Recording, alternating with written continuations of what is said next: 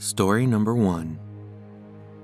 I'm sure that by now everyone knows about the things that happened in the Ukraine. There are a lot of stories. Some of them might sound unbelievable. Take it from somebody who was in the thick of it. The most unbelievable stories are the ones that actually happened. It came without warning. It was a normal day, and it seemed like nothing could go wrong. I was sitting at the table with my family. We often had family time where we'd play a whole bunch of games and watch movies. Most of the day was a blur, but I think we were playing Monopoly when it happened. At first, it was a low, distant boom. The ground vibrated slightly. I felt it and I heard it. I watched as my little silvered top hat rumbled across the board. I looked up and met eyes with my little sister. She felt it too. We looked around the table to see my older brother, mother, and father were also wondering what had caused the vibration. My first thought as I stood up from the table was that it could have been an earthquake. They aren't common in my area, but we have had a few in the past. I walked to the window at the far end of my apartment that looked down onto the road outside. We were in an apartment on the second floor, so I had a good view of the whole street. I moved the curtain aside and looked down to the road below. It was a cloudy day. The dark and damp outside made the next sight I saw even more chilling. There were people running through the streets. They started slow. A few people came running down the road, then a few more. Suddenly, everyone was running and screaming. There was another distant boom, but it was slightly closer than the last one, and the vibration that came after was strong enough to knock the whole Monopoly board off the table. I couldn't see what everyone was running from, but they were definitely running from something. I noticed a lot of people glancing over their shoulders as they ran. It was as if something was chasing them. My family were asking all sorts of questions. I could hear their voices, but nothing they said actually registered in my mind. I was too focused on the world outside. I ran across the room. There was a second window on the side of the apartment that gave a better look down the full length of the road, and I ran straight for it. I practically ripped the curtains off the railing when I threw them open to look outside. A shiver ran up my spine. The feeling I felt in that moment is almost indescribable. I couldn't breathe. My mind and body felt numb. My entire world turned upside down, and my life flashed before my eyes. It all changed in an instant. I looked out the window. I glanced down that road, and I saw a tank. It was so large that it took up most of the road. It moved slowly as groups of soldiers marched in front of and beside it. I'd only ever seen a tank in movies, and the thing in real life is so much more different. I saw the nose of the tank angle up slightly. The whole thing jolted back, and the loud boom filled the air once more. This time, the sound was deafening. The whole building shook, and for a moment, I thought the floor might crumble beneath my feet. I heard my little sister scream, and that snapped me out of my trance. I turned around. My parents had grabbed my brother and sister, and they were all trembling under the table we'd just been playing our game of Monopoly on. I rushed to join them. I didn't know what else to do. There was a tank riding down the road outside. People were screaming. The ground was shaking. There were explosions and gunshots. It was so unreal. I wrapped my arms around my body and hugged myself tight. I dug my nails into my arms just to check that it wasn't some kind of nightmare, but I didn't wake up. It was real. My family and I stayed crouched under that table for what seemed like the longest time. The ground stopped shaking for a moment, but it wasn't long until the tank fired off another shot and the ground began shaking again. At the time, I didn't know what was happening. I didn't know what to think. We didn't know that the tank outside belonged to Russia and that it was Russian soldiers marching down the streets. It had been a normal day up until that point, and there was no reason for us to suspect that our country was about to be thrown into war. I know it probably doesn't seem as terrifying as I'm making it sound. If you looked out your window and saw what I saw, then you would understand. I thought the world was coming to an end, and in some ways, it did. My world came to an end. There weren't going to be any more family game nights. I looked around the small apartment that I had called home, and I thought it would be the last time I would see it again. It wasn't long until the soldiers started searching the buildings. We heard them yelling out in the halls. My little sister and mother screamed as they started banging on our door. The door creaked as the hinges gave way. The next thing I knew, I was being dragged out from underneath the table. A hand closed around the collar of my shirt and it yanked me from safety. There was so much noise around me that it was hard to tell what was happening. The soldiers had dragged me and my family out into the streets.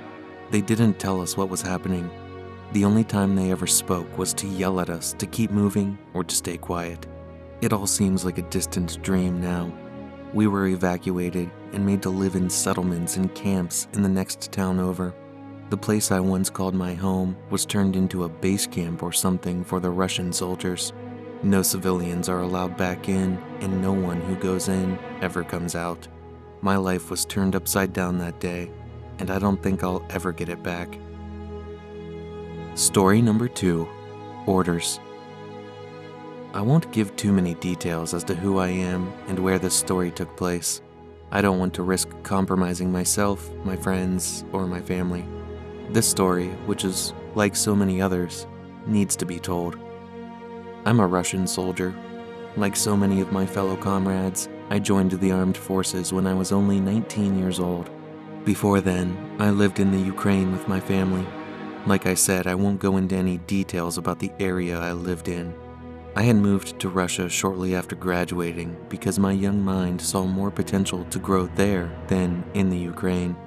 When things didn't work out, I was too stubborn to admit defeat and go back home, so a couple of my friends convinced me to sign up to the military with them. Anyway, it was on the day that Russia invaded Ukraine that I received some orders that I just couldn't follow. The invasion of Ukraine was questionable in itself, and we weren't being told anything. We didn't know why we were doing any of it. We were expected to follow our orders, no matter what. I left my home at 18 and joined the army at 19. The year I turned 26, I returned home, only I was marching down the street with a gun in my hand. We went from one house to the next. We kicked down the doors, pulled people from their beds and their kitchens. We dragged down out into the street and treated them like criminals. Everything I did that day made me want to vomit, but I was a soldier and I had orders to follow. We were told to evacuate the town, and we were given permission to use extreme force if anyone resisted. I'm thankful to say that no one resisted that day. I still don't know why they wanted the town evacuated. Like I said, we were given very little information as to why any of this was happening. I don't know what it was that made me change my mind that day. I don't know if it was the endless screams and cries for help. I don't know if it was the sick feeling in my stomach that only grew with each life I ruined. I don't know if it was seeing my old childhood home just a few blocks away from me. Whatever it was, I decided that day that I didn't want to be a soldier anymore. I managed to break off from my unit during the raid of one house. This was my hometown, so I knew all the shortcuts and back roads. My heart pounded in my chest. I knew that if I was caught, it would be over for me. The military doesn't take kindly to deserters and soldiers that disobey their orders. I made it to my home and hopped over the fence into my backyard. The sliding door was kept unlocked most of my childhood, so it was easy for me to sneak in. My hope was that I would find the house empty and my family already gone. That isn't what happened. As I walked through the house, I noticed that the windows were boarded up and the furniture was stacked up against the front door. My family had barricaded themselves in. I guess they didn't expect the soldiers to hop over the fence and come through the back. My walkthrough of the house took longer than I expected. By the time I went to go upstairs, I found the stairway was blocked by mattresses and couch cushions. I ducked under and climbed over what I could. The rest I had to move out of the way.